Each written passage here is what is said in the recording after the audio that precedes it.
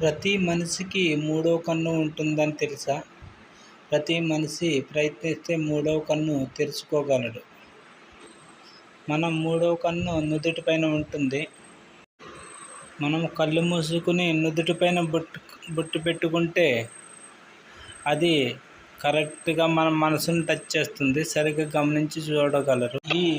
ఈ విశ్వంతో కనెక్ట్ అయిన వారికి మూడవ కన్ను తెరుచుకుంటుంది. విశ్వాన్ని, పంచభూతాల్ని ప్రేమించే వారిని మూడవ కన్ను తెరుచుకుంటుంది. పాజిటివ్ మనుషులను కూడా మూడవ కన్ను తెరుచుకుంటుంది. మూడవ కన్ను తెరుచుకున్నవారు దేనికి భయపడరు.